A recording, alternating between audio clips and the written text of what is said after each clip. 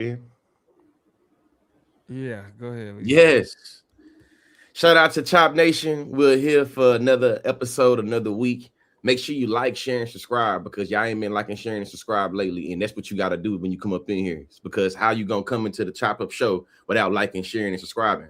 But it is me, consciously, you're a two-time NAACP award nominee. Make sure you go vote for me again if you can. If you haven't voted for me today, you can vote for me every single day until February 13th. Who am I with? It's your girl Toya G. What's good, y'all? Good evening. What's going on? Don't look now, but January's on the way out the door. Shout out to everybody tapping in from the southeast portions of the country. I'm over here in Southern California dealing with some rain, but I know they ain't got nothing on what y'all finna run into. They're talking about inches of ice. They're talking about a bunch of snow. They're talking about power outages, this, that, and the third. But I'm hoping wherever you are, you safe, you're prepared, you are, connected with your people and got a game plan going on. And I'm just happy y'all with us tonight. What's up? What's good? It's the plug again out here enjoying this Cali weather. Whenever it get crazy in terms of ice, temperature, snowstorms, any of that anywhere else, that's where I remind folks. This is why I live in California. We had 80 degrees last week. I mean, we was complaining about 60 something today. You know what I mean? Like, but compared to everywhere else, it is what it is. But it's so much more important shit that I feel like we need to discuss. That, you know what I'm saying? Fuck the small talk and the weather. We can get to it. Yeah, well, shit, get to it then. I ain't gonna ask none of my small questions. You feel me? Yeah. Nah, I mean, so when I say it's so much more important shit to get into, I'm speaking specifically of the events that have unfolded over the course of this week as it pertains to Donald Trump and Greenland. As y'all can see, there's been a lot of rhetoric, and not even new, right? We can go back to 2019, where we saw Donald Trump talking about obtaining Greenland, and I feel like what's crazy and what's interesting about the Greenland conversation is we can juxtapose it with what happened in Venezuela. And what makes Greenland unique in this context is that for generations, what we know about the U.S. empire is that it has used this context of democracy promotion, right? In terms of how do we get access to other countries in the post-colonial era, right? In the era of markets, in the era of transnational capitalism. You know what I'm saying? We know that the United States has used the free market corporations as business, selling it as democracy promotion and international cooperation and connection, but actually existing as more modern forms of colonialism. And what we starting to see with Donald Trump now is a break away from that. The veil of we're going to use business as a way to get access to other countries instead of force like we've used traditionally in the past.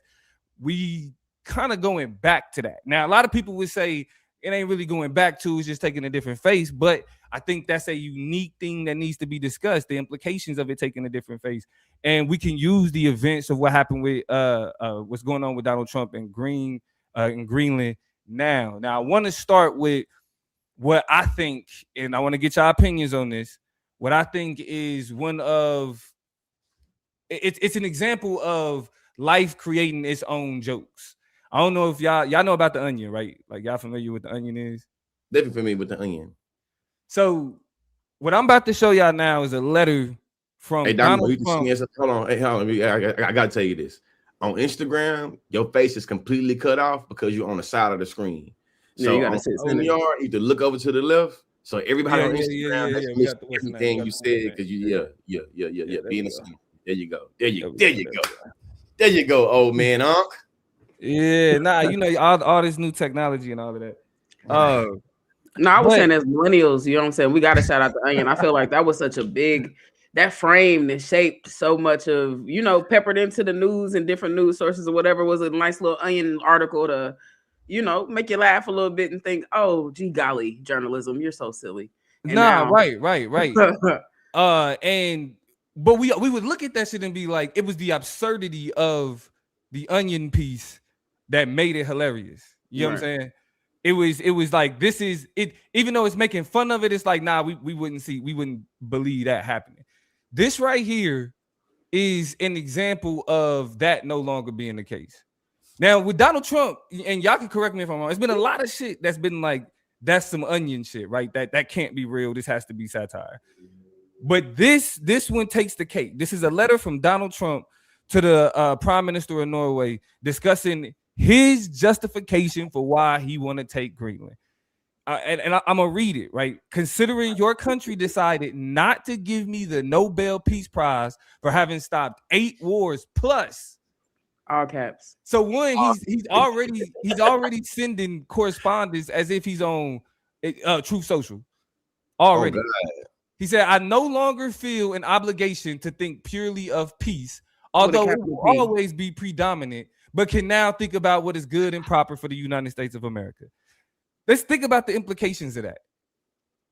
He no longer thinking about peace. He no longer obligated to peace, but more so the interest of the United States, which kind of already draws a connection between the interest of the United States being inherently violent. That's based on Donald Trump's understanding, right? Again, we seeing the veil fall. We seeing the facade be dropped. This is where it get crazy. He said Denmark cannot protect that land from Russia or China, and why do they have a right of ownership anyway? And put it's only that a boat landed there hundreds of years ago, but we had boats landing there also. What'd you say, Lee? The right of ownership for our listeners that's on Spotify, on Apple Podcasts. Right of ownership in this letter is in quotation marks. So when he says, why do they have the right of ownership? He putting it in quotes, like it's not a real thing. It's already have sovereignty and have an investment and have, the ability to rule over particular land masses that already exist. It's already a thing.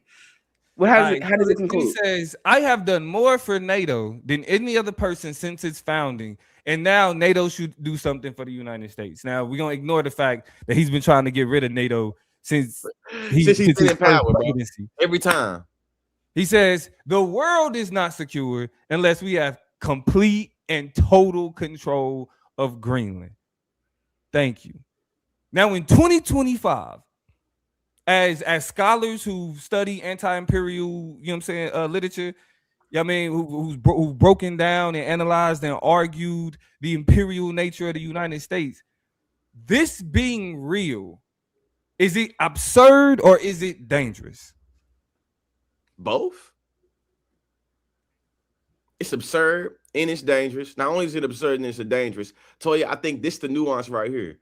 A bunch of the European world felt like they were immune to American imperialism in many ways. And now we see Donald Trump is showing these white folks that anybody can get it. And I think that to me has been the thing I've been processing the most.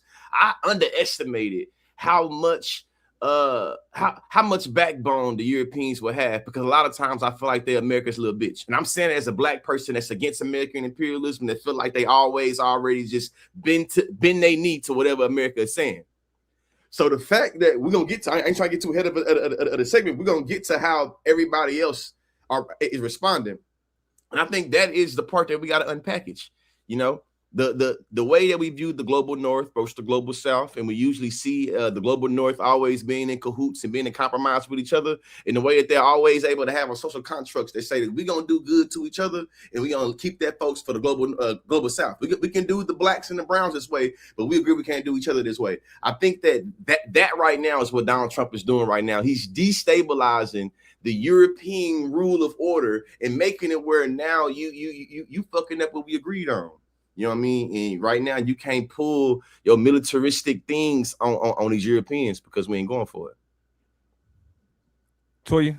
My answer is simpler. I think it's absurd and dangerous, mostly because if you look at everything from the incorrect syntax to the weird use of exclamation points to the random capitalization of words that don't need to be capitalized. I want to go say that because I didn't want to be nitpicky. Two But things. the No, random but the capitalization. the lack of nitpickiness is really where you see the lowering of the standard, and it's dangerous when we have a president who can bully and push around and punk the European Union and punk a whole bunch of these nations to bend and shift and change and do backdoor deals to gratify him and stroke his ego, and they have to respect an imbecile who can't write correctly. The whole time you were reading that document, you know what I thought about? Y'all know what I thought about?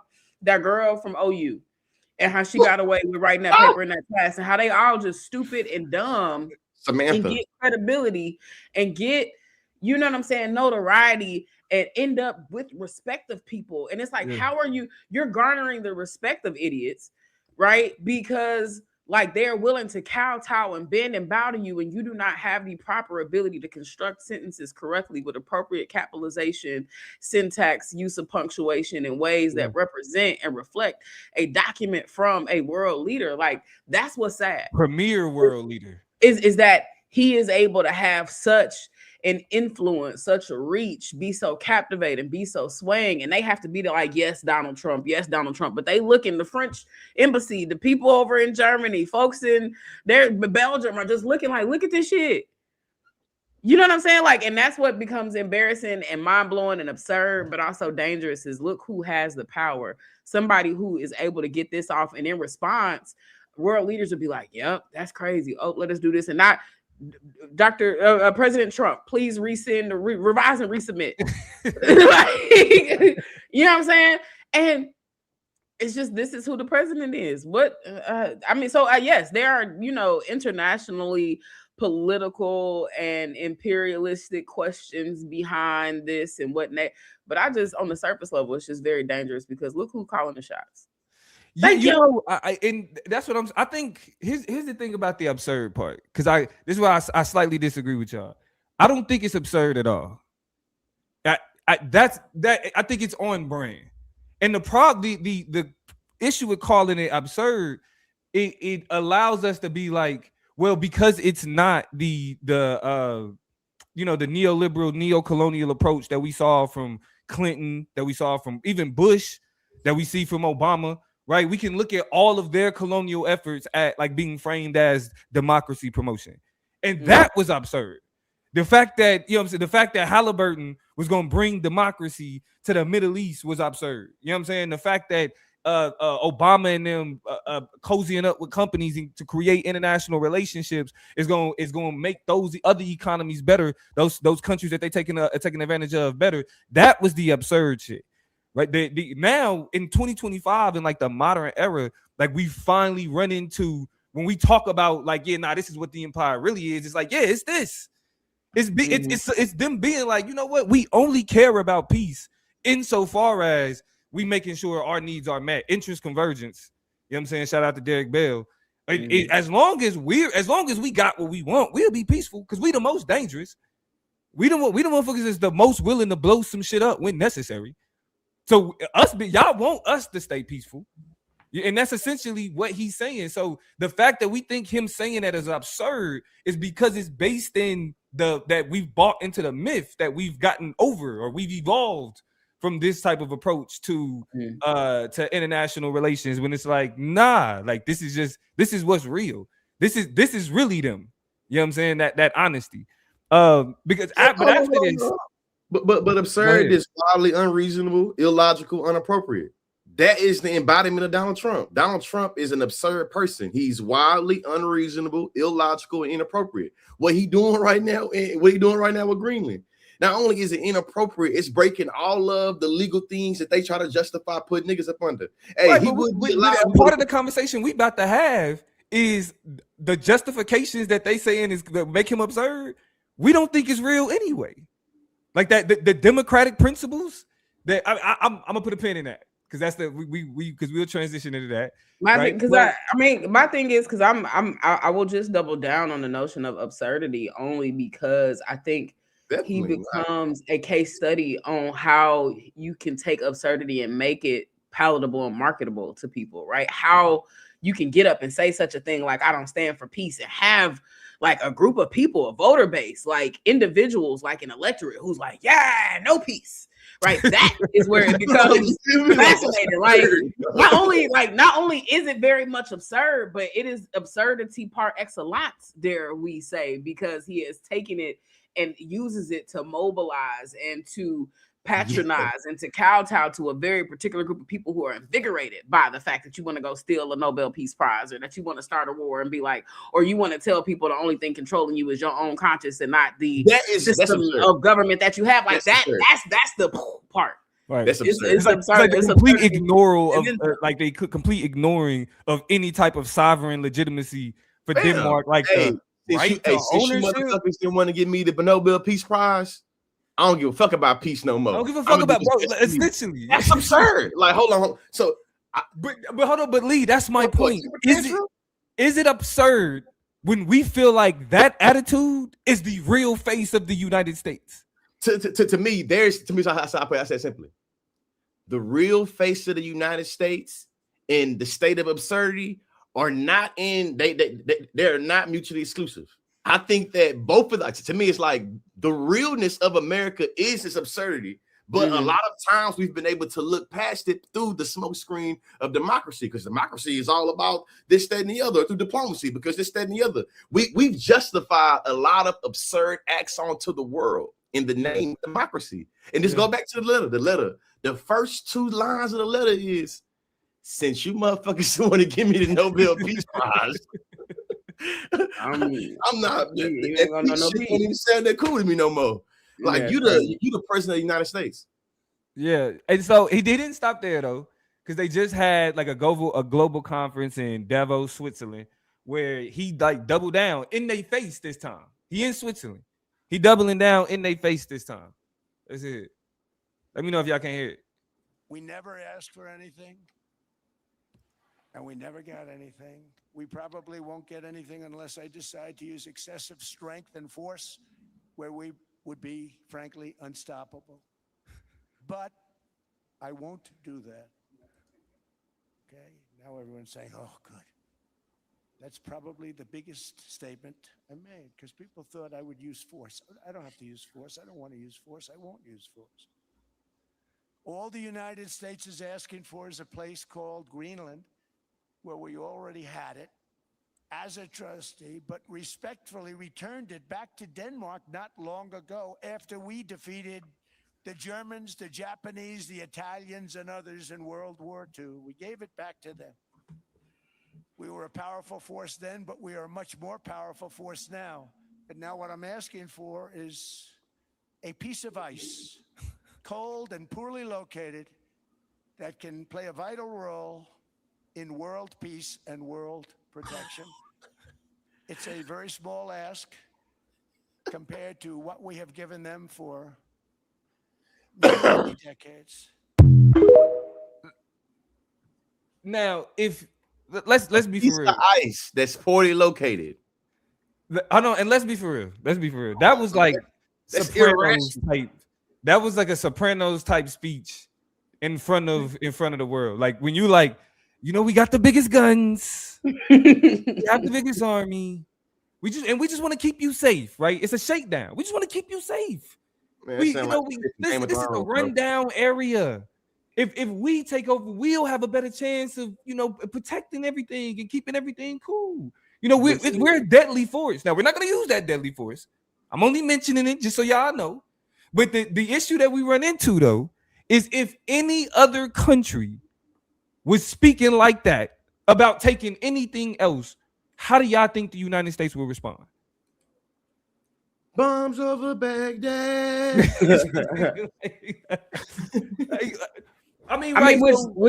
I mean, a good point is being made that nuclear weapons are an important variable here, right? You're going to hold and push around who you can hold and push around. And so it's a lot of land around there that is ripe for everything from oil development to, you know, pulling natural resources to gaining uranium to a lot of other special minerals and stuff like that. Places like North Korea, places like Russia. But as has been pointed out by one of our wonderful colleagues, he not going for them places. Why? Because they got bombs for that ass. Because you would never come over here talking out the side of your neck like that, because you finna roll up on what? Come if you want to. We're about to be in a mad decision, about a mad situation. What is mad? For those who are not familiar with nuclear policy, that is mutually assured destruction. Act crazy if you want to. I'm gonna go ahead and call you a bluff. I'm gonna push this little button. You might could push your button, but we all gonna go kaboom. So let's really go ahead and escalate it in ways that we really feel like it can be escalated. I think that's an important framing component of this whole, Denmark situation and how Donald Trump has been moving. Is we've been hearing a lot, of course, from the leaders of Denmark, but a lot of the, conversation is like from Denmark, citizens in Denmark saying, we don't want to be Americans. We don't want that shit. We don't want this, that, and the other. It's been a whole lot of just people talking to a government, right? Like if there was nukes involved, we would never hear from the people of Denmark. It wouldn't be nothing to talk about because the nukes would be doing the talking, right? Yeah. We wouldn't even it's just, and I ultimately, I get this to say, because of course we would talk to and probably get perspectives from the people on the ground whose, entire nation is about to be overtaken. My point is the media coverage, the political conversation, the framing of discussions, the ways things would have escalated, all of that would have been different if that particular nation had different ways to militarize and protect itself. But when you feel like you can take advantage of something and you want to have a pity pissy party and you want to take the Donald Trumpian approach about it, you're going to go ahead and be a hoe, try to play bully and isolate. You then go try to grandstand and act like you're doing somebody a favor by not doing what you wanted to do in the first place. When really we know, what I'm saying? It's a whole lot of you probably just popping your shit. Now, something important to put context on.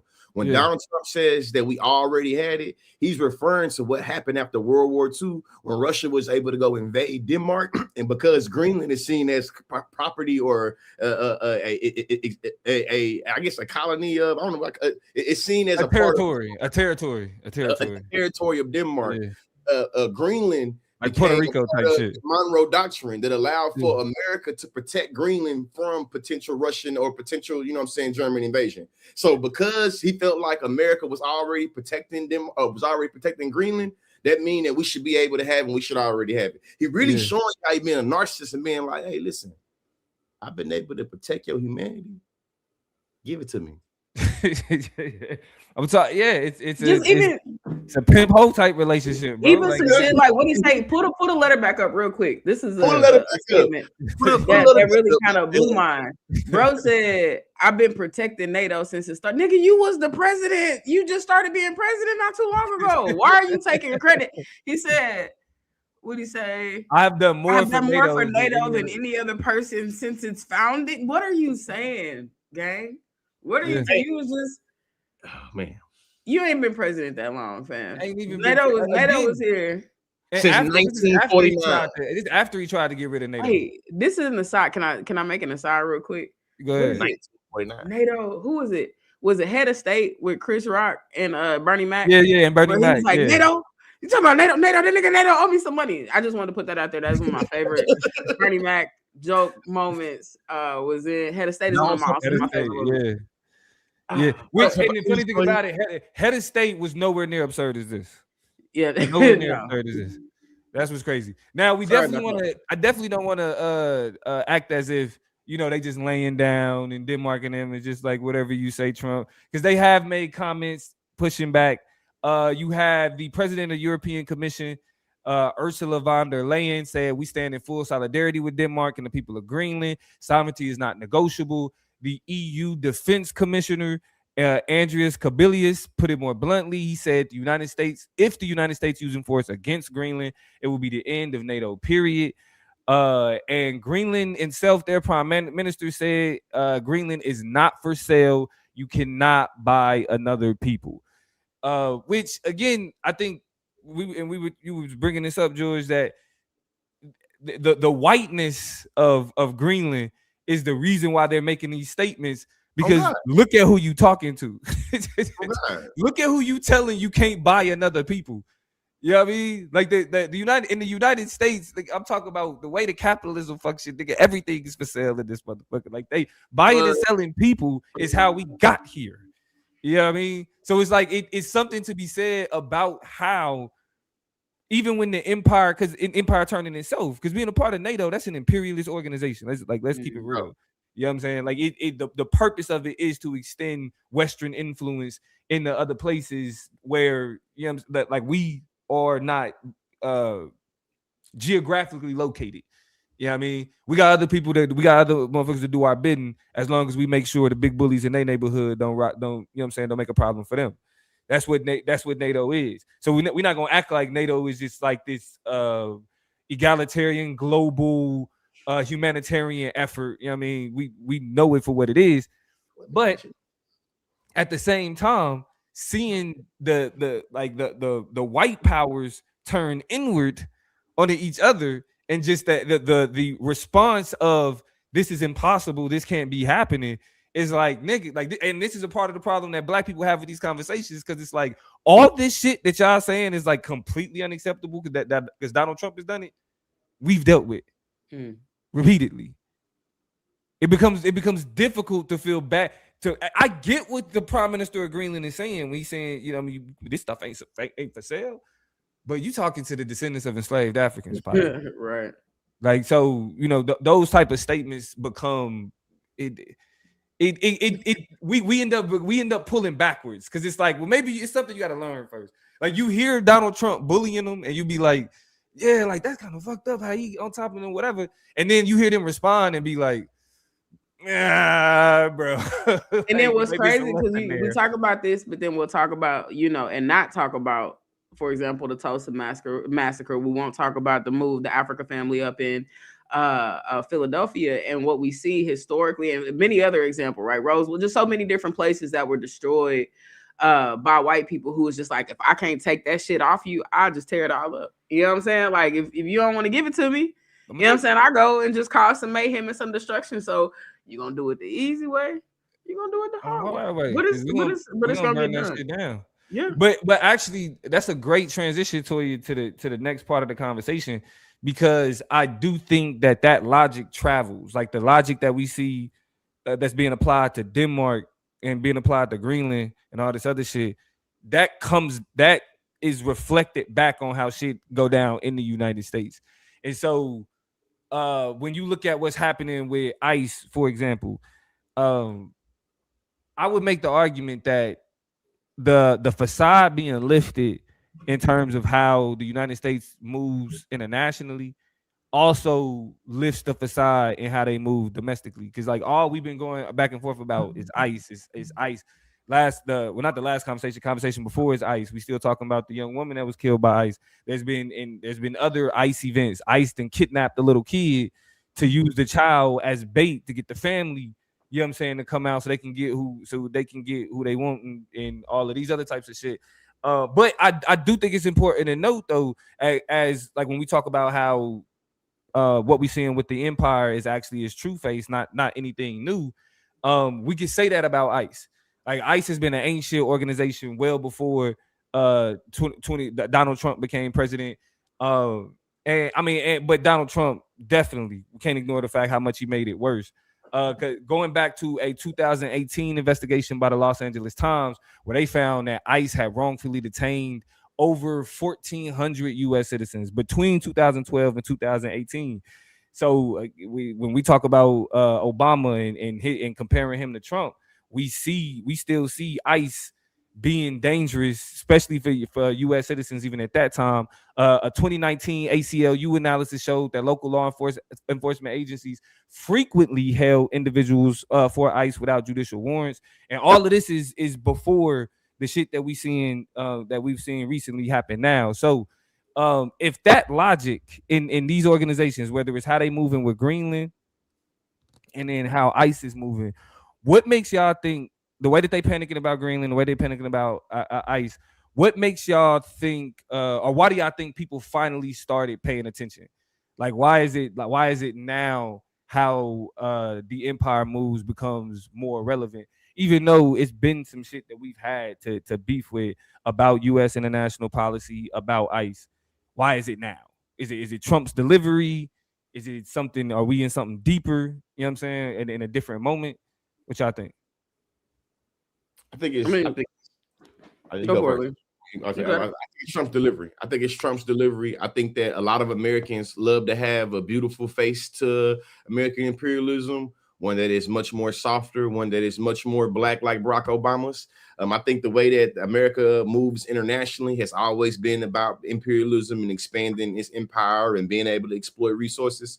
I think that because Donald Trump has been so candid and straightforward about what he's doing and how he's doing it, and not engaging in some of the political doublespeak we used to, not being able to, manufacture consent the way we used to, and just saying straight up, I'm gonna take your shit. I think that's what's making it different. That's why everybody paying attention to it. I also think a lot of folks that's usually not impacted by American imperialism and American white supremacy are now being impacted by it. And not to get super philosophical, but I'm reminded of nigga, get super philosophical. That's what you get, a podcast to get super philosophical on this. I say that to say I'm thinking about Afro-pessimist ideas about humanism and about how black people are always already outside of the human family, and how, talking about humanistic problems doesn't capture the way that black people are, fucked over. When the prime minister talks about humans and talks about you can't do this and what you can and can't do, it's very humanistic, and it shows me that the rest of the world buys into non-human humans in the way that they justify how we get fucked over, whether we're talking about Venezuelans or Nigerians. And I think that what's happening right now is we're seeing that a lot of people that felt like they were immune to white supremacy or immune to American imperialism sees that when it's time for America to try to bite back from how it's being squeezed, that we will, when I say we, they use my tax dollars, you know what I'm saying? So if you're watching this right now and you're not from America, when I say we, I'm not authorizing America doing any of these undemocratic, ungodly, unconstitutional, inhumane things. What I do know is that the way I got to pay taxes, because if I don't pay them hoes, they're going to come get my black asses. They're going to use my tax dollars to do a whole bunch of things that I think I should be very mindful of. What I think that a lot of us lose sight of is that we have this very American exceptionalist idea that whatever happens across the pond or internationally ain't got shit to do with us. And I think that when we start talking about how a lot of our family members, they join the military to go to school or to get that charger or to get those tattoos, the we is our people. When we talk about how the military gonna get put on somebody else, it's a reason why we make jokes about niggas going there, because we know that when you about to graduate from high school, what recruiters are going to be there trying to capture you and be in poverty? Are you poor? Do you want some school? Do you want housing? Join the military. How many black people in poverty are in the military? So when I say we, I'm talking about the motherfuckers who are going to put their blood, sweat, and tears and going to invade that country over there, and we have to be the ones to get their bodies in the box to have a family reunion. I mean, to have a funeral. So when I say we, I'm talking about our tax dollars and our black asses that's going to be in the military. I say all to say this.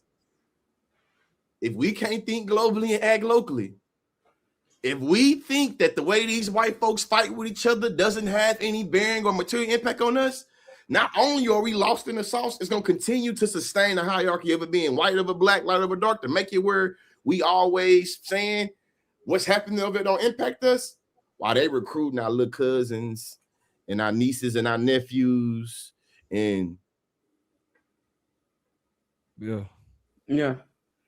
like, I don't know. I feel like, Lee is definitely onto something when just talking about how, it's real pervasive. It's kind of hard to get away. It's kind of hard to look away from in so many words. And so I think that is the truth. Imperialism is mainstream now, right? You know what I'm saying? It's not this foreign, even if you don't use the terms or phraseology of imperialism, like people are picking up on the patterns of empire, right? A lot of people may have heard 10 years ago, 15 years ago, imperialism, and not been able to use their context clues to really get it. Now it's like imperialism, empire. What do empires do? How do they roam? How do they rule? Right. How do they, and it becomes a little bit more fathomable now. So it's not this, separate concept that you learned about in 11th grade history class. It's not something that, is so antiquated or so separate from your day-to-day life.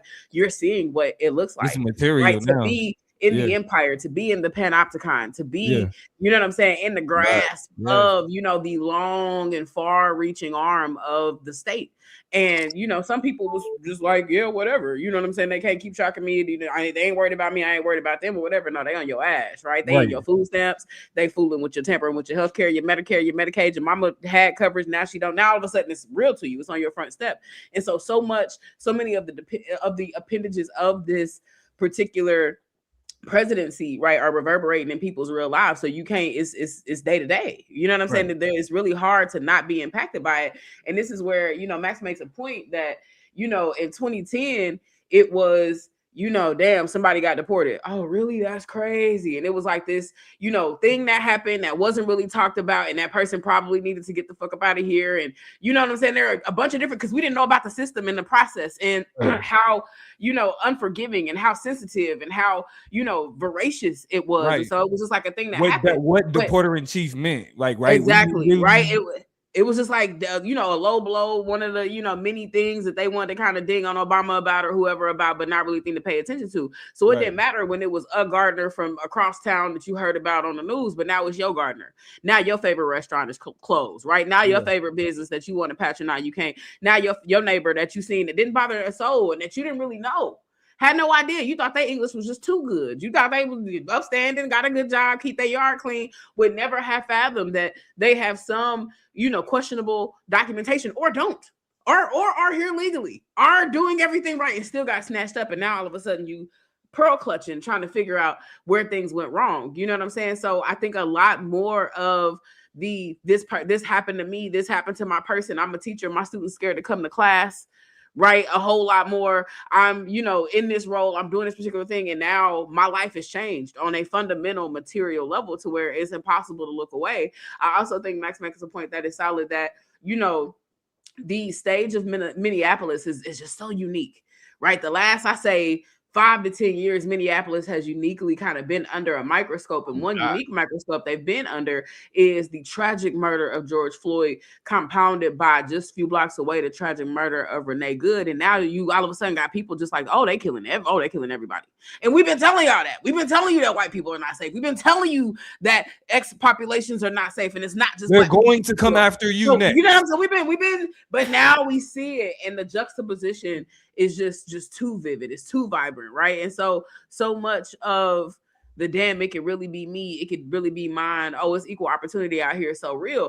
And I think about something as we talk about these things, man, like today, no BS. And I'm driving around my Southern California freeway. So, but of course it's a mixed bag everywhere. So let's not make it seem like California is just some special, excluded place from the nonsense that exists, the MAGA-ness, the whiteness, the white supremacy that exists. But I saw like 5, no kidding, driving back from LA today, I saw like 5 Blue Lives Matter stickers on the back of people's cars. And I was just like, am I missing something? Or is it picking up again? Like, are people doing new Blue Lives Matter? But I don't think it is. I think it's a whole lot of Blue Lives Matter people from 5-10 years ago who put them stickers. And I want to ask them how they feel about ICE now. Right? Because Blue Lives Matter was cool and sweet shit when you thought it was popping and when ICE wasn't, ravishing your community and your neighborhood. But now that ICE is on our front step, are you really back to blue no matter who?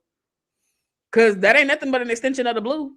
Right. Are you really willing to stand in these perilous times and really ride for law enforcement the way you riding for them? You know what I'm saying? Like, I feel like back to blue people about just how deep your allegiance to that blue stripe goes. Like, I want to talk to them. Like, you really feel like that in this age of ICE? Like, I get it. And police just trying to do their job. They're just good people trying to protect their community. Like, I was able to, maybe you were delusional, but I was willing to fathom that defense of the police way back then. But now what? Now how you feel about but you know what? If they own some back the blue shit, because even before it's funny because it's not funny, but the coincidence in the whole thing is in some of the online conversations I was having about ICE was already from the break. My beef with ICE ain't because it's in the news more so. My beef with ICE is my beef with law enforcement. Period. I don't distinguish police from ICE, from CIA, from FBI. That is the paradigm that is the system of policing that all operates under a similar paradigm. Like, what's interesting though is it's starting to be tension between these policing apparatuses. That's very funny. In certain places, I get because in other places, I'm not. Let's want to be clear. My caveat I'm saying right now is not a disagreeing of you. I'm just thinking about how funny it is that these policing apparatuses, nigga, they cousins. This I want to be clear. These kinfolks. ICE and the state troopers and I would say brother and sister. I think they closer than that. They brother and sister. They brothers and sisters. You feel me? Hey, hey, it's some project shit going inbred on. cousins is what I I'm swear to hearing. God. No, what they call them hood twins. They hood twins. That's how I see it. But I seen that Brooklyn Park, Minnesota's police officers were being racially profiled off duty by ICE. So much you had to have the police chief of the Brooklyn Park of the Brooklyn Park, Minnesota police come out. First glaze ICE. We know you guys. We think that we need enforcement, immigration, this, that, and the other. But you guys have been racially profiling the off-duty police officers. And I don't think it's ironic it's been out of police officers' color. Now, this is what I say right here. I think it's important. That's absurd. That statement being like y'all doing a great job, but he said it though. Swear to God, Max, you can bootlick while you wearing the boots. It's cool. Swear, hey, that's what he did though. So to your point though, Damo, show you. Even if they getting fucked over by their cousin brother, they still have that seniority and that kinship of being like, but guys, still you have to do our blacks and our Muslims and our Latinas in the force like that. And the answer is yes. I want to think that's very important too. I think it's very important. The reason why this conversation is vital for people listening is that we're illustrating to y'all the ignorance and the impact that white privilege has on white people. We showing y'all both internationally and domestically how white privilege breeds ignorance into a reality and how sometimes privilege, you feel me, or ignorance is a privilege in itself. So a lot of people, when we're talking about the people in Denmark or the people in Greenland or the white folks here in America, they felt like they had the privilege to always insulate themselves from the ugly reality that we always been looking at. So they were able to not only ignore, but literally be ignorant of these realities. When we're talking about global imperialism and American hegemony, Iceland, Greenland, Denmark, he getting all y'all mixed up now. Or whether we're talking about how fascism turns its way in domestically. Renee Good's family, or all the white liberals that we, you know what I'm saying? It's a whole bunch of us, you feel me? A whole bunch of y'all, I should say, that really thought that fat meat wasn't greasy, or that really felt like white privilege didn't have any bad impacts on white people. We're seeing white privilege sucks for white people. I ain't gonna do that. I think too, you know. Go ahead, tell you. Well, no, I was just gonna say, I think too, this conversation represents just how interconnected, you know what I'm saying? And this is to kind of pull on some of, you know, who's my girl? Who I'm trying to pull on? Man. They're just the interconnected forms of oppression, right? How they all kind of work together, right? When we think about the violence that is committed by ICE, anytime I hear interconnected, was you talking about intersection, Kimberly Crenshaw intersectionality? Not quite Kimberly. Yes, of course. Kimberly Crenshaw. Yeah, you say interconnected oppression, like you talking intersectionality. Yeah, 1000%. But I was also, how did you forget intersection? You gave a whole ass lecture. Toya, if anybody needs any type of training and other textures, I was trying to give to animate that particular point. But you know, very familiar with intersectionality. Thank you so much for attempting to kind of come at my neck about it. Are we good? Because I know what intersectionality is. Thank you. And promote if y'all need a good conversation of intersectionality in your workplace. Thank you. Like Toya G. I only do the trainings. You've been a part of them. But no, in real life, when we look at like just the interconnectedness, and we'll go ahead and rest on this concept of intersectionality, right? Because it not only speaks to the intersectional ways that, you know, people of a variety of identities experience oppression, right? That your blackness and your womanness and your queerness and your this and your that, your ability status, your immigration status, all those things create a very unique and prolific experience for you. It also creates a very unique and prolific experience of power and domination, right? When you have the intersections of heteropatriarchy combined with imperialism, combined with capitalism, combined with heteronormativity, combined with able-bodiedness. Right now we're having interesting conversations, everything from the militaristic approaches we take to go and take over and, you know, use biopolitical power to dominate people's bodies, down to the white men who are, you know, leading and guiding some of these efforts, to the black and brown people who are often targets of this violence. Like there's just it's all more connected than we think, right? It is a ruse of power and domination to try to silo out and separate a lot of how power functions and what power looks like. But just as much as we have intersectionality that exists to explain the different and very complicated, sometimes convoluted ways that people's identities work together, we also use intersectionality to understand how power supercharges itself, how it becomes co-constitutive of itself, how it becomes interdependent and co-reliant on itself in order to sustain. So when we're talking about a lot of power, what we're talking about is creating a fluency in vocabulary and language to talk about the particularities of it, but to recognize it's all some of the same people doing a lot of the same shit, just in a bunch of very unique and different ways, right? This is how we get, hegemonic powers. This is how we get imperialistic countries. This is how we allow for neo-colonialism to happen. This is how it is that we perpetuate a lot of the same power dynamics that we look and say, look over there, look at how it's happening. But it's just an appendage, right? I think about it's part of the matrices of oppression. Yeah, it's just a jumbled ball of yarn. And if you really start to untangle it for what it is, right? If you look at the ball of it, it's a whole bunch of different contours, a whole bunch of different lines that are seemingly independent, but it's all just the same shit. So before we move to the last part of this conversation, I do want to point out when we talk about because a lot of people ask the question, and Toya, I think actually both of y'all spoke to pretty well in terms of the relevance that these international conversations have with what's happening over here.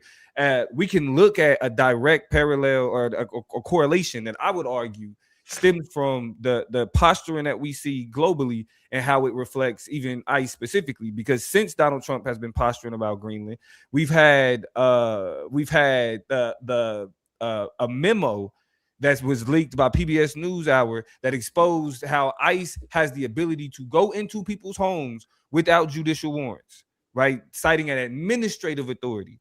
So where legal experts are saying that undermines like the Constitution, the whole being free from unreasonable search and seizures type part of the Constitution itself. So you have that ramping up of how they're actually, because this is dealing with U.S. citizens. According to PolitiFact, in the 2025 Nome versus DHS spotlighted how ICE exploits the civil nature of immigration enforcement to sidestep Fourth Amendment requirements altogether, making racial profiling easier. They called it a Kavanaugh stop. The Supreme Court said that if you look like an immigrant, motherfucking ICE can stop you. That's Nome versus DHS. If you look like a immigrant, ICE can stop you. That is legal. A Kavanaugh stop. Mm-hmm. Right. Add that to last year, what got decided also, I think it was Congress or Supreme Court. One of them, I can't think of which one it was, but definitely also said that accent, skin color, job occupation are three things that you can legally be profiled on now, specifically when it comes to immigration or deep ass deportation. So just make sure you are all being very vigilant of the law and understanding that if you are a person of color, your ignorance of the law is not an excuse. And again, this is what impacts U.S. citizens, because you have U.S. citizens that are Latino. You're U.S. citizens who work what they call immigrant jobs. There's always been U.S. citizens. So again, like the bigger threat that this exists to is to the people who are supposed to be protected under the Constitution, right? So like the parallel between Donald Trump saying "fuck the sovereignty of Greenland" is the same rhetoric, logic, and logic that we see when they say fuck the rights of citizens in the United States, just because you may look like you come from somewhere else, right? Now, to get to the last part of the conversation, one of the conversations that we had, at the beginning, and then I've had with other people just in discussing how Donald Trump is moving right now, is it's been like the normalization of this type of violence, or this type of like dismissal of the Constitution, or this type of just doing whatever the fuck they want, white privilege, has made it to where when people become outraged about these types of situations, the response is usually like, but that's just how shit always is. You know what I'm saying? It's like, we know. So a nigga would be like, man, Donald Trump is just trying to take shit. And be like, that's what white people do. Right. and while like I get that, I want to know from y'all, is that the when we look at that approach, are we actually furthering the normalization of the shit that we should be outraged by using its history and its consistency as a response to that outrage? Like niggas, let me frame it like this, because I'm one of them niggas, and I hear this often. So this may be a personal thing, but I'll be like, look at this shit that's happening. You know what I'm saying? Like, look at what the fuck Donald Trump talking about in Greenland. They talking about taking, you know what I'm saying, taking shit, and he literally just saying it. He's saying it out loud. Niggas just like, yeah, but that's what they been on. What does that do? I guess is what I'm asking. Because I would argue that it works to kind of. I think it keeps you anchored in reality, right? Because again, I would say even if like during Joe Biden's presidency, it's like, bro, did you see? Can you believe that they would do something like that? Like, okay, cool. Right, but the man said Project 2025. He said, "I want it all. I'm taking it all. I'm getting it all." Put it in our face. People didn't take him up on it and say it was fact. So then that's what makes it hard to be like, Donald Trump is doing what? He wants to do what? He said what? He wants to like, you get a certain amount of fatigue. And I will say this, I understand that his regime is depending on that. Right. I think that is what, his henchmen and his iteration and orientation toward power is contingent on, is people normalizing it, people being like, oh, well, just another day in the office for him. Oh, that's just kind of how it goes. But it's kind of hard to get excited about something when somebody looked you in your face and told you what they was going to do. And then you got the nerve that crazy when they do it. Right. It's kind of just like at what point I don't know, because I don't want to become desensitized to it, but I just. It's kind of like when you have that conversation with your siblings. It gets to the point where you have that conversation with your siblings. You like, you know how mama is, and it ain't too much talking. And your mama can have done some of the most wackest, foulest shit, rude, mean, manipulative, annoying, whatever. But it all, you know how she is. But everybody's just like, what? That's what the issue though. It's what the issue is though. When we saying and using it, it's like, man, you know how mama is. We saying that because it's kind of like inconsequential to us, because mama gonna be mama. I'm gonna do what we're gonna do. We're gonna talk about this. It's gonna be over with. The issue in this instance, though, is that it is consequential to our life and it does impact our material reality. You feel me? And I think that's the tension. The tension is like at a certain point, think about it on a personal level.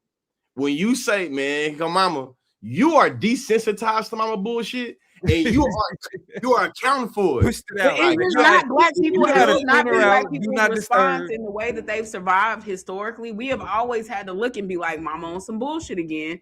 We got to go ahead and do what we're going to do regardless, because we know that in this particular instance, the state, whoever ain't going to do shit to our behest anyway. We know it's not going to go far enough. We know, even a good thing can happen. A good thing can happen politically. And you hard pressed to find a nigga that really feel like it's going to make it to their doorstep. You know what I'm saying? The same way it's gonna be 5 bad things before the one good thing get to you. For better or worse, like disengaging from systems and even positive things. Candidates who have really good things that they're running on, whatever, because you like that shit ain't gonna make it to my doorstep.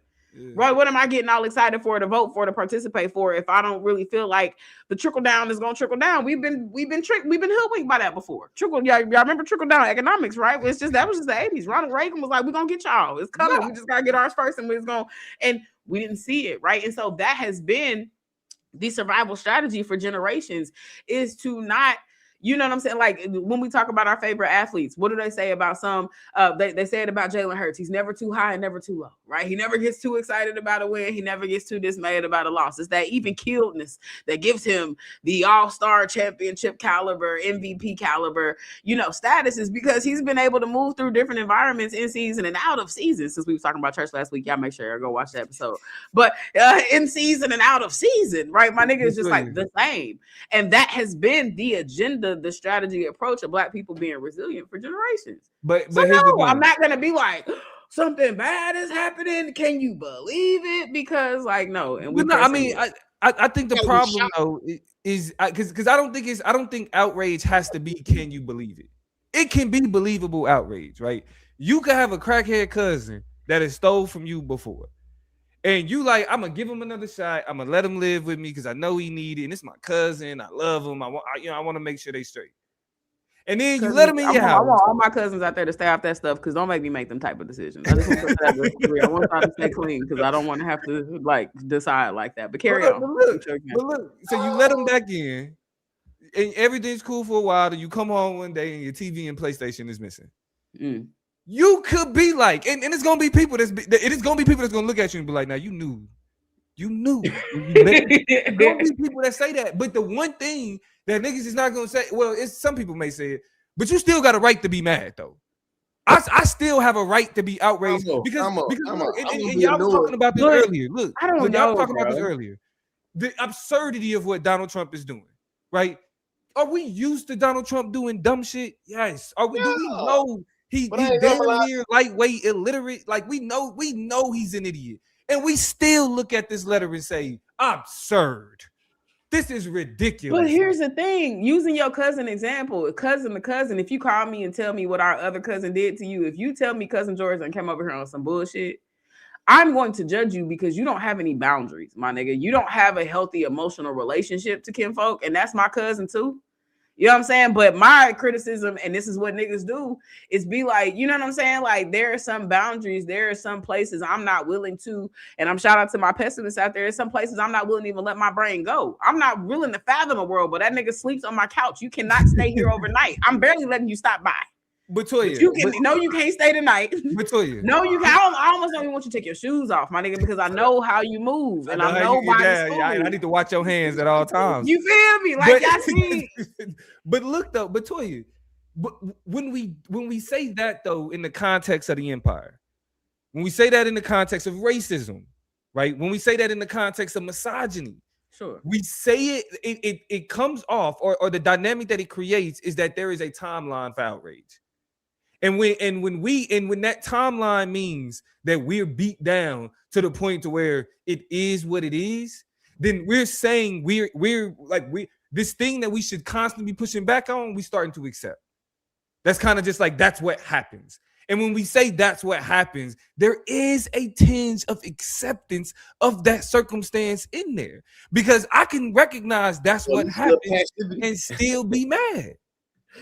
Or at least a little docile passivity in this, you know what I'm saying? Just a little bit.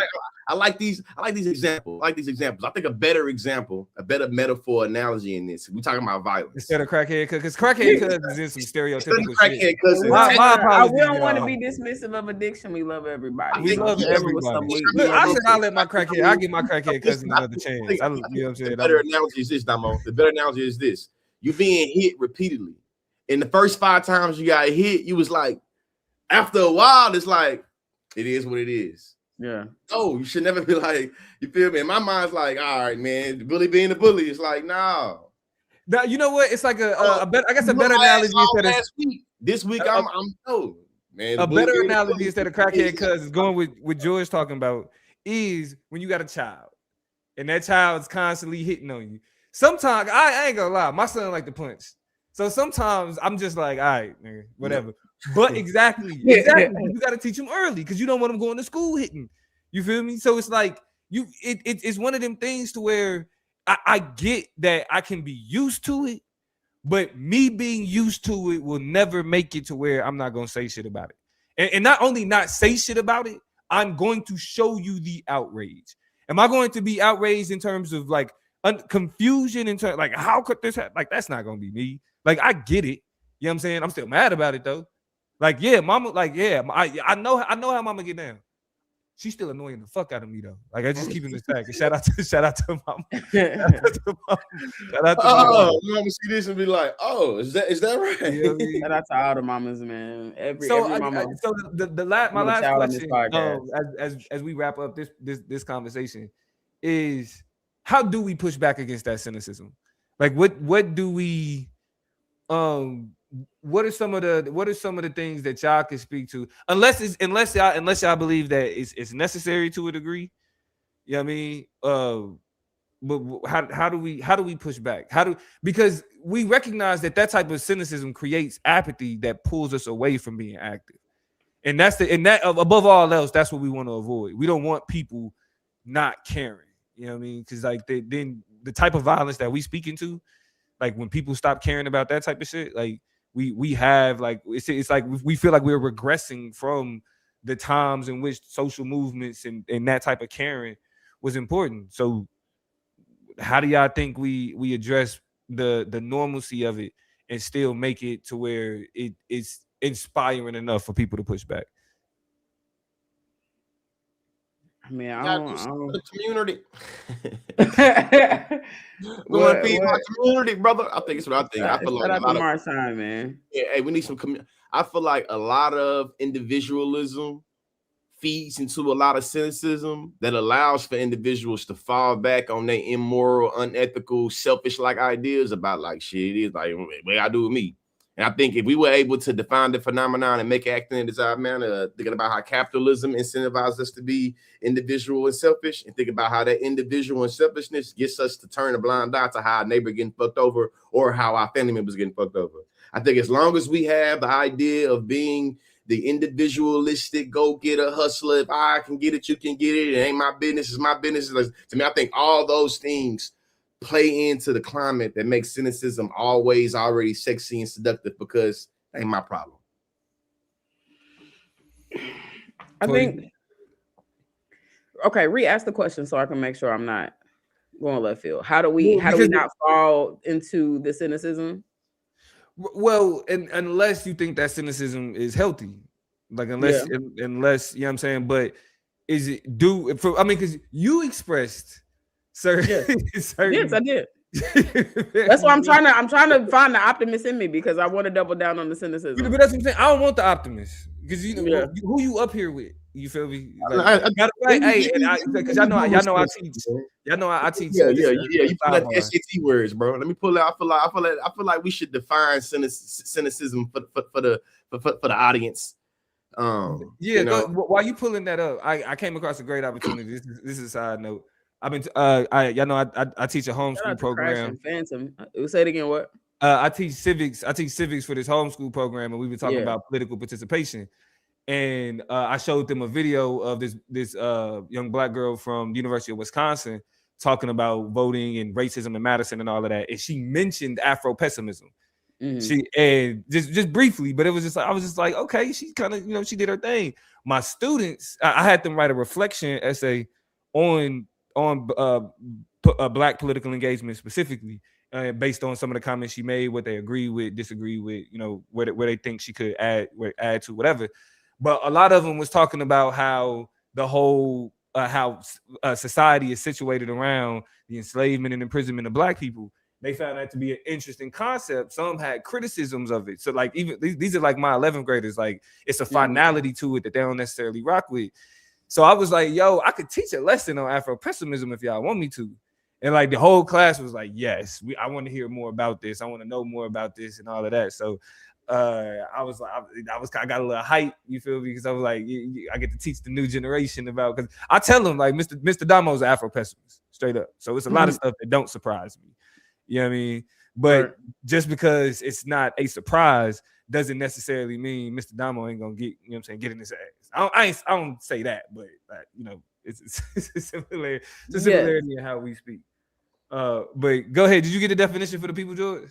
Yes. Definition of cynicism, according to Oxford Languages, is an inclination to believe that people are motivated purely by self-interest. Another one is cynicism is an attitude characterized by a general distrust of the motives of others. A cynic may have a general lack of faith or hope in people motivated by ambition, desire, greed, gratification, materialism. I feel like cynicism is good. Yes. But see, wait. I'm trying to find the problem. but because there's a but on that another end. So everything I just said about selfishness and all that, I think I know what I was talking about. Selfishness ain't got nothing to. But cynicism can lead to apathy. Apathy can lead to inaction. Inaction leads to that's where I feel like I don't know, because, and I think this is just the way like yes and no. Like I feel like the way that life is kind of situated me personally, there will never be a world where I'm completely apathetic, because I will be able to fall back on just controlling what I control and making meaning out of the places and spaces that worker life has situated me, right? And so, like, I'm never so apathetic that I'm gonna let my people struggle. I'm never so apathetic that I'm not willing to do meaningful things or coalesce with people doing meaningful things to preserve life, to preserve, the survival, to preserve like the general functionality of the people around me. Community is important to me, right? Like it's hard to not be cynical when, as much as I care about community, as much as an educator, right? My classroom is always going to be a space and a place where people feel like they can be liberated, that they can be, cared about, that they can be met with compassion. Like these little, fissures, these little, spaces in my life, right, will always kind of be filled with the compassion that I have and the heart that I have as a person who is a lover of people. Yeah. Outside of that, though, and in a grander context, I struggle with like the collective mobility necessary to really have any level of optimism. Like, I firmly believe there will not be an election in November. I firmly believe that Donald Trump was cold ass, dead ass serious when he told them Christians to vote for him. I bring it up every other episode. He told them, he said, vote for me, you'll never have to vote again. He meant that shit. And I've been hanging on them words since November 2024. Or 2023, right? Like like that's what I've been hanging on. He meant that shit. And so I don't know what collective activism, I don't know what organizing looks like. So like, even when I'm rocking with Phantom, we're Crashing Phantom said, you put the comment up there, be a laser, not a flashlight, stay focused on how to physically enact change. Like, I'm doing that. Like, yes, I'm always going to do that. I just don't know what it means to scale that up.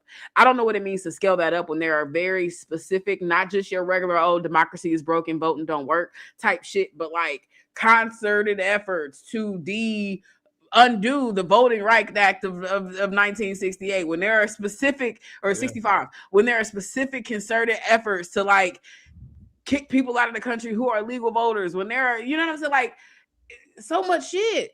Yeah. So I don't trust it. And so that's where it's like hard, because again, too, a huge reason why we don't have a Black agenda, and we also don't have a collective, social agenda, is because there's so much distrust, because there's so much cannibalism, because there will always be infighting about who gets to lead the movement, who gets to hold the mic, how long they get to hold it, and what they get to say while they're holding that motherfucker. The white is not going to choose a Black woman. We saw that with Kamala. We saw that certain people, some Black people not going to trust the Black woman in a leadership position. So then what? And then, is she Black anyway? And then what if they gay? Because Buttigieg is out. And then what if, and then fuck politicians. Let's get to actual community activists. You're queer, you're trans, you're a woman, you're disabled, you're what, you know what I'm saying? And then now it's a whole nother kerfuffle in terms of who people are willing, let galvanize, lead, create change. So excuse my cynicism. Pardon me. I don't want to be that person. I'm not even naturally that person. I'm looking in the eyeballs of two people who know my soul. I'm a lover of people. I'm a lover of life. I speak life, right? Like, I attempt to impart it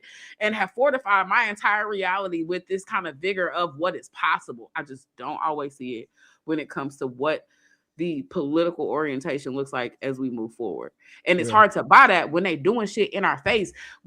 Time is over where we be like, he ain't for real. He playing. How many times?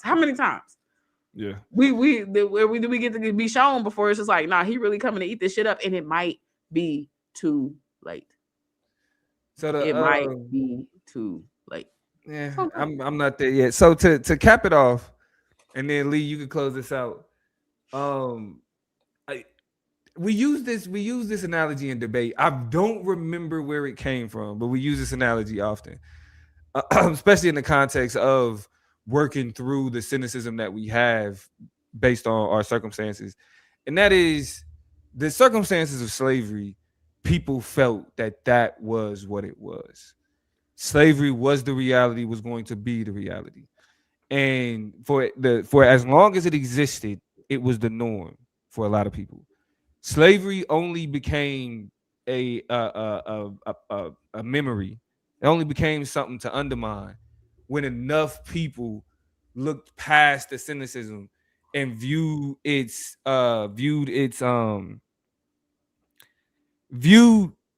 getting outside. Like the impossibility is like the impossible is possible. Shout out to MPJ West for the super chat. Appreciate the love for sure. Big love. But it took people being like, this may be the reality, but it doesn't have to be. It took enough of those people to take that approach. You know what I mean? Like stepping off of the plantation and thinking about running away. There were always much more worse circumstances trying to leave than just staying and working. You know what I mean? And it was that challenge of looking at reality and saying, that I'm like this first step is what it looks like to change that, regardless of what I'm saying, what I'm surrounded by. And so it's, I'm not saying that our circumstances are as dire, but it is the believing in the impossible when it comes to being an oppressed people that have led to the types of changes that created the world we exist in today. So it's all these things that we still have a problem with. We still exist within the empire, but that shift in reality and what's possible was only done by embracing the impossibility. What's up, Toy? I want to take that comment, what you just said, because I think it's fair, it's reasonable. And I want to connect it to Crashing Phantom's comment. No, it is. And here's why. Because Crashing Phantom says the movement isn't, and this was why I was talking, they said that the movement isn't going to have a leader because leaders are obsolete. Insurgencies have many cells operating for the same goal in many ways. They continue, white nationalists don't have leaders, and that's why they're available to move as they do with ubiquity. Right. And so I think that is real, right? Like it is illogical for white people to think that they are going to like rule the world and rule the planet, right? There are just so many other brown and black countries, but the concept of white supremacy is the appetite to just, like there's no one leader being like, this is how you do white supremacy, this is how you do white nationalism, but just the insatiable appetite of domination. Yeah. Is what wakes them up early every morning, right? It's what makes their Cheerios go down easy. It's just this understanding that this is the mission, this is the mode, and they have done so for so many generations that they do it both consciously and subconsciously. And so in that same way, and to connect what you were talking about, this is why I'm kind of being facetious, but also being dead serious, right? Like your guiding light just needs to be be fathoming the impossible. Like what happens if today is the day that we defeat white supremacy? If maybe that's the engine, that's the battery in my back that I need, right, to slip and slide through some things. But it's also a good point being made that while I wake up with that fervor every single day, that the bottom line is, as long as there's not enough white race traders in the world, as long as there's enough people like not push power and really give up some shit and be uncomfortable and go it out and take some L's and come up off some shit, then you know what I'm saying? It's kind of hard to like not have cynicism, right? You show me more white people willing to give up some shit and I will loosen up my cynicism. I don't think my cynicism is not a reflection of y'all. It's never been a reflection of my niggas and what they willing to do, what they capable of, what we can do, what we think is possible. I don't think it's ever been rooted in that. It has always been, anchored in the inability to relinquish power and the necessary kind of action that's going to take to tip the scales, right, from the 51-49 split. If we want 51-49 to go the way, we need a couple more white people to be like, this is just unacceptable. Yeah, just unacceptable. Go ahead, Lee. I think it's the teacher in me wants to make a distinction between skepticism and cynicism. So I went and found some shit. Skepticism questions claims, it seeks evidence with an open, curious mind to find truth, while cynicism distrusts human motives and it assumes the worst, like selfishness, malice, without needing proof. It leads to negativity, pessimism, and closed-mindedness. That's what it is. It's not according to me. This is according to the English language in use. It says cynicism. It says cynicism leads to. Yeah, bad. Yeah. Hold on. Yeah, cynicism leads to negativity, pessimism, and close-mindedness. And skepticism is about how to know, while cynicism is a negative conclusion about people in the world. I feel like capitalism in the way that Western epistemologies have polluted, a lot of our minds, has made cynicism almost like you need a little healthy cynicism to be able to survive this old cruel world. But also, I think that what I said about community, I think still speaks to being able to resolve cynicism, no matter how good we think it is. I think thinking about community, having that eye for an eye, having the climate where you think about your neighbor makes it where we start to build up more trust and more faith into people in generally. The last thing I'll say is next week, y'all put your hats on. I'm going to be coming from a real radical. I'm going to be arguing that niggas should we should abandon democracy. And for everybody that's ever, I'm going there, Damo. I'm going to be arguing and laying down that democracy should be abandoned and niggas like Damo should let go of these romanticized ideals of democracy and really weigh into the reality of democracy and be able to think about all the things that niggas have in democracy has been in spite of democracy and not because of it. Our right to vote, our right to shit next to white people, our right to get in the classrooms. He a Stokely Carmichael nigga right here. I'm already laying down the groundwork, but he put me on Stokely Carmichael. Stokely Carmichael said that the Voting Rights Acts, it wasn't for niggas. It was for white people. It was to show white people niggas can do this. These gonna be all my arguments to say that. I looked at a lot of y'all crazy when y'all was saying we gotta protect democracy. We gotta fight for democracy. I still question right now. I say everything you see Donald Trump is doing, he's doing it because he's mastered how to take the wheels of democracy to be able to justify shooting people, to be able to justify going in your home, be able to justify invading Greenland. He can shake his head all he wants to, but next week I'm bringing the motherfucking fire, and all you patriotic, I believe that the Europeans made the best governing. Bring it, goddamn it. If you believe that the white folks of Greece, that in 2026, the best form of governments we had is what the white folks came up with in the 1400s. It wasn't unique to them, though. It wasn't unique. We had democracies and republics in Africa. Now, for you and everybody in the audience, I'm giving you a fair share to be prepared. If you want to defend the I'm prepared to listen to this bullshit. Oh yeah, you better, Dominique, you better goddamn bring it, because I'm letting you know right now, I'm coming with it. Matter of fact, I'm just gonna give you a little some of the shit. Democracy is a tool of domination. We're gonna be talking about how niggas have always been criminalized for our participation in democracy, as well as getting into how a bunch of all the violence in the world when it comes to Western domination or American hegemony. That's all the name of democracy. Sitting there cheesy because this is what the cynics This is why I wanted to go this week, but now formulated. Now it's just so now this. I'll say this in conclusion. As I prepare to have this very thought-provoking conversation, you should just ask yourself in conclusion, is democracy something that we should always already be trying to make better, to actualize the ideas to the reality that we all can identify we ain't seen yet? Or do we believe that we have the innovation and the intellect to come up with something astronomically better? Thank you to everybody that's tuned in to this episode. I'm going to encourage you again. Please like, share, subscribe. Next week, we're going to have a very thought-provoking conversation that's going to be real, that wants to rip it away from all these patriotic ideas about it being so grand. About it giving you all the rights and all the liberties and all the freedoms and all that old shit. You feel me? Yeah. But yeah, we need some theme music. You know what I'm saying? Yeah, I want y'all to see this look on Damo's face. He's gonna have that look on his face all week. I'm coming with it next week. Goddamn. Hey, on the way out, want to thank again MPJ West for dropping a super chat up in here. We definitely appreciate the love. We don't come into it asking for too much bread, but whenever y'all want to go ahead and drop something in the bucket for the work that we're doing in between time, we do appreciate that. Also showing love to Crash and Phantom. There's a bunch of other people in the comments. I want to say Anjanae Davison, Vyas. I think you definitely been in the comments in the chats before. It's just a bunch of great people who've been chopping at us with up in here. Kepri Green, like a bunch of cool people. So thank y'all. Shout out to y'all. Make sure y'all spread the word. Chop Nation is vibrant. We alive and well. Pushing through the rest of this spring every Thursday night. We moving on CP time. So shout out to y'all for pushing through the CP and seeing us for who we really are. You know what I'm saying? Around 7:30 East Pacific. Yeah. Around 10:30 Central, but we always coming through.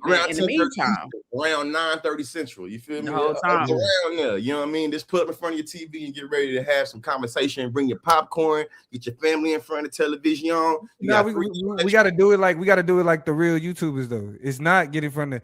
Click the notification bell. So no matter what you're doing, you could already be in bed. You could be on your way home. You hit that notification bell. You know that we live. All you gotta do is turn it on. Don't forget to vote for Consciously for NAACP Digital Creator Award. Go to any of his profiles and you'll see where to click the link and follow it. Vote every single day until you can't vote no more. It's going all the way through February 13th or something like that. Yeah, so we gotta make sure we keep tapping in. The link is in the chat. One more shout out. shout out Zayax Institute. That's where I out of New York, Q Butter. It's a great homeschool program for Black students, Black curriculum, Black people that care about Black people, Black kids. So shout out to Zayax, man. Yeah, again, everybody, Crash and Phantom just said it in the southeast portion of the country. Everybody in those regions about to get touched. Make sure y'all stay safe, stay bundled up, stay protected. Everybody everywhere else, keep your head up, keep your chin up, stay motivated, stay connected, stay loving on people, and live your life in higher definition. Goodbye. Peace. We out.